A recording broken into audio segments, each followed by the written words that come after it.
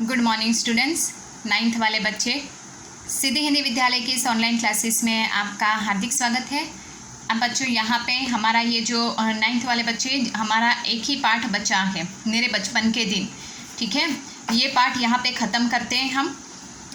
शुरुआत करते हैं इस पाठ की। यहाँ पे ये लास्ट ही हमारा इस साल के ये जो सिलेबस है उसमें ये लास्ट हमारा पाठ है।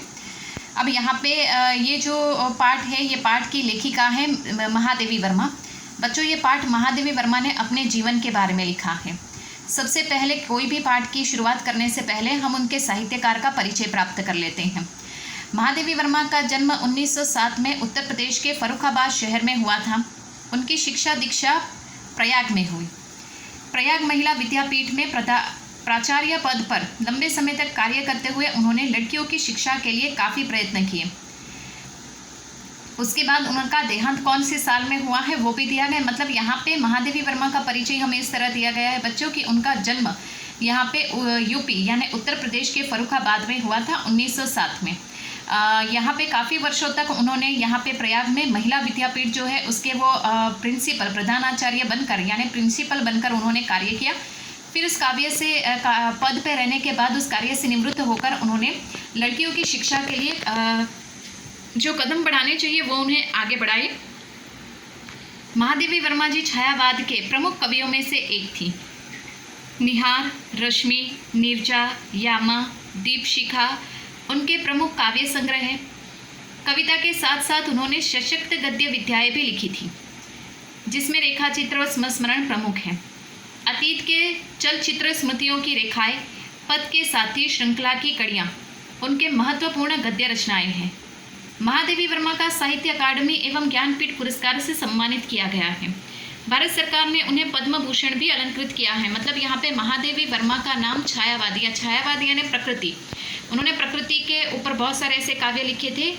एक सक्षम कवयित्री होने के साथ साथ उन्होंने संस्मरण और गद्य विधाओं में भी उन्होंने काफ़ी अच्छा लिखा है। संस्मरण ये गद्य विधा का एक साहित्य प्रकार है। उनकी प्रमुख कृतियों के नाम दिए काव्य कृतियाँ जैसे निहार, रश्मि, नीरजा, यामा और दीपशिखा। इसके बाद यहाँ पे उनके जो प्रमुख गद्य है, गद्य यानी पाठ, उनके भी नाम दिए गए हैं। उनके प्रचलित अतीत के चलचित्र, स्मृतियों की रेखाएं, पद के साथी, श्रृंखला की कड़ियाँ, ये उनकी गद्य रचनाएं। भारत सरकार ने उनको बहुत सारे ऐसे सम्मानों से सम्मानित किया है। उनको यहाँ तक इतना ही नहीं, उनकी रचनाओं को पद्म भूषण भी प्राप्त हो चुका है। उसके बाद उनका परिचय थोड़ा और आगे बढ़ते हैं। महादेवी वर्मा की साहित्य साधना के पीछे एक आज़ादी के आंदोलन की प्रेरणा है, तो दूसरी ओर भारतीय समाज में स्त्री जीवन की वास्तविक स्थिति का बोध भी है। हिंदी गद्य साहित्य में संस्मरण एवं रेखा चित्र को बुलंदियों तक पहुँचाने का श्रेय महादेवी जी को है। उनके संस्मरण और रेखा चित्र में घोषित अर्थात शोषित पीड़ित वर्गों के प्रति प्रीति ही नहीं बल्कि पशु पक्षियों के लिए भी आत्मीयता एवं अक्षय करुणा प्रकट हुई है। उनकी भाषा शैली सरल एवं स्पष्ट है तथा हिंदी चयन प्रभावपूर्ण और चित्रात्मक है। मतलब यहाँ पे महादेवी वर्मा का परिचय बच्चों दिया गया है। तो ये महादेवी वर्मा जो है यहाँ पे जो कवयित्री है, लेखिका है इस पाठ की, उनके एक तरफ उनके काव्य में जहाँ पे आज़ादी के आंदोलन की एक प्रेरणा देखने को मिलती है, तो दूसरी तरफ उन्होंने उस समय नारियों के शिक्षण के ऊपर भी काफ़ी ऐसी बातें स्पष्ट की हैं। उन्होंने ये दो काम साथ में ही किए हैं। गद्य के रूप में उन्होंने संस्मरण ज़्यादा लिखना पसंद किया है। संस्मरण यानी कि उनके बीते हुए कल को वो काफ़ी एक लंबे अरसे के बाद जब वो याद करती है तो उसको ये पाठ गद्य के रूप में प्रस्तुत करते हैं। तो यहाँ पे महादेवी वर्मा ने अपने संस्मरण और रेखा चित्र में एक ऐसी नारियों का वर्णन किया है जो शोषित और पीड़ित लोगों के प्रति भी उन्होंने यहाँ पे उम्दी सोच रखी है। इतना ही नहीं, पशु पक्षियों के बारे में भी कैसा स्नेह और प्रेम होना चाहिए उनकी रचनाओं से हमें स्पष्ट दिखाई देता है। अब यहाँ पे थोड़ा और उनका परिचय प्राप्त कर लेते हैं। मतलब ये पाठ का भावार्थ। मेरे बचपन के दिन में महादेवी जी ने अपने बचपन की उन स्मृतियों को सहारे लिखा है जब वे विद्यालय में पढ़ रही थी, वे अंश में लड़कियों के प्रति सामाजिक रवैये, विद्यालय की सहपाठिनी, छात्रावास के जीवन और स्वतंत्रता आंदोलन के प्रसंगों की बहुत ही सजीव वर्णन है। मतलब बच्चों, ये जो पाठ हम पढ़ने वाले हैं, इस पाठ के बारे में हमें स्पष्ट बताया गया है कि ये पाठ है महादेवी वर्मा के खुद के जीवन के ऊपर। बचपन से लेकर वो जितना भी पढ़ी, उसमें उनको छात्रावास यानी हॉस्टल में रहना पड़ा, तरह तरह के उनके सहपाठी यानी सहेलियाँ बनी, जीवन में काफ़ी उतार चढ़ाव आए। उन्होंने अपने जीवन में बहुत कुछ लिखा। उनके जीवन की जो यादें हैं, उनके बचपन की जो स्मृतियाँ हैं, इनके सहारे उन्होंने यहाँ पे ये पाठ का निर्माण किया है। अब बच्चों, जैसे जैसे पाठ सीधा और सरल है, जैसे जैसे मैं पाठ पढ़ूंगी वैसे वैसे हम पाठ समझते जाएंगे। मेरे बचपन के दिन, बचपन की स्मृतियाँ यानी यादें में एक विचित्र सा आकर्षण होता है। कभी कभी लगता है जैसे सपने में सब देखा होगा। परिस्थितियाँ बहुत बदल जाती हैं। अपने परिवार में मैं कई पीढ़ियों के बाद उत्पन्न हुई। मेरे परिवार में प्रायः 200 वर्ष तक कोई लड़की थी ही नहीं। सुना है उनके पहले लड़कियां तो पैदा होते ही परम धाम भेज देते थे। फिर मेरे बाबा ने बहुत दुर्गा पूजा की। हमारी कुल देवी दुर्गा थी। मैं उत्पन्न हुई तो मेरी बड़ी खातिर हुई और मुझे यह सब नहीं सहना पड़ा जो अन्य लड़कियों को सहना पड़ता है। परिवार में बाबा फारसी और उर्दू जानते थे। पिता ने अंग्रेज़ी पढ़ी थी। हिंदी का कोई वातावरण ही नहीं था। मेरी माता जबलपुर से आई तब वे अपने साथ हिंदी लाई। वे पूजा पाठ भी बहुत करती है। पहल उन्होंने मुझको पंचतंत्र पढ़ाना सिखाया। बाबा कहते थे इसको हम विदुषी बनाएंगे, यानी बहुत होशियार। मेरे संबंध में उनका विचार बहुत ऊंचा रहा, इसलिए पंचतंत्र भी पढ़ा मैंने। संस्कृत भी पढ़ी।